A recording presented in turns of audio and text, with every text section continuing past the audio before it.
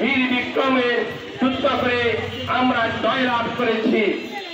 প্রিয় দেশবাসী, একত্রতা প্রকাশ করেন আমাদেরকে দাবি আদায়ে সহায়তা শেষ করছি। আসসালামু আলাইকুম ওয়া রাহমাতুল্লাহি ওয়া বারাকাতুহু। এই মানবাধিকার, এই মানববন্ধন অনুষ্ঠিত হচ্ছে।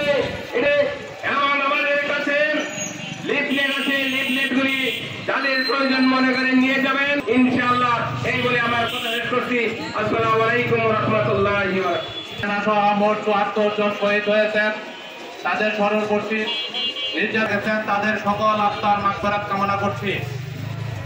উপস্থিত ইলেকট্রনিক মিডিয়া, গণমাধ্যম মিডিয়া, সাংবাদিক, নির্যাতিত সংগ্রামী ক্ষতিগ্রস্ত বিডিআর ও আপনারা জানেন ২০০৯ পিলখানা বিডিআর হত্যাকাণ্ডের ভারতের মদদে সুপরিকল্পিতভাবে হত্যাকাণ্ড ঘটিয়েছে।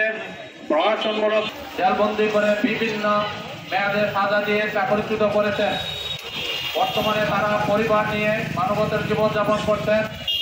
গত ২৪ সালের স্বৈরশাসন বৈষম্য বিরোধী ছাত্র জনতার আন্দোলনে ৫ই আগস্ট ফেসিবাদ হাসিনার পতনের পর দেশের অন্তর্বর্তী সরকারের গঠনের পর আমরা রাজপথে চাকরি ফেরত পাওয়ার জন্য আন্দোলন করেছি এবং গত সারা দেশে চাকরি ফেরত পাওয়ার জন্য আশায় ঢাকা শহীদ মিনার সহ শাহবাগে অবস্থান করি।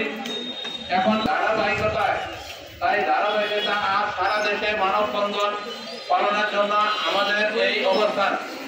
ক্ষতিগ্রস্ত বিডিআর ২০০৯ এর পক্ষ থেকে দেশবাসীর প্রতি নেপথ্যের নায়কদের চিহ্নিত করে অতি দ্রুত দৃষ্টান্তমূলক শাস্তি নিশ্চিত করা এবং যে সকল বিডিআর সদস্যের সাজার মেয়াদ শেষ ও খালাসপ্রাপ্ত তাদের মুক্তির দাবি জানাই।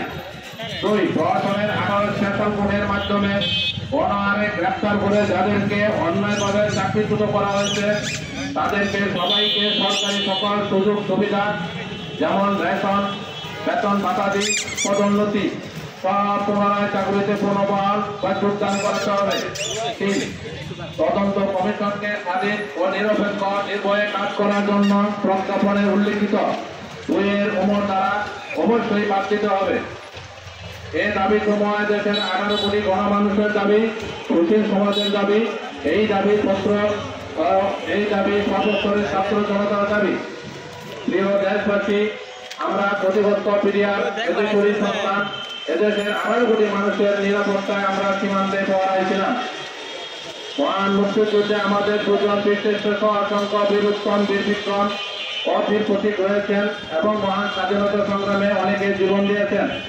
স্বাধীনতার পরবর্তী সময়ে আমরা একমাত্র বাহিনী ছিলাম যারা সীমান্তে লাভযুদ্ধ, পাদুয়া যুদ্ধ, বড়াইবাড়ি যুদ্ধ সহ অসংখ্য সীমান্তের যুদ্ধে বীর বিক্রমের যুদ্ধ করে আমরা জয়লাভ করেছি।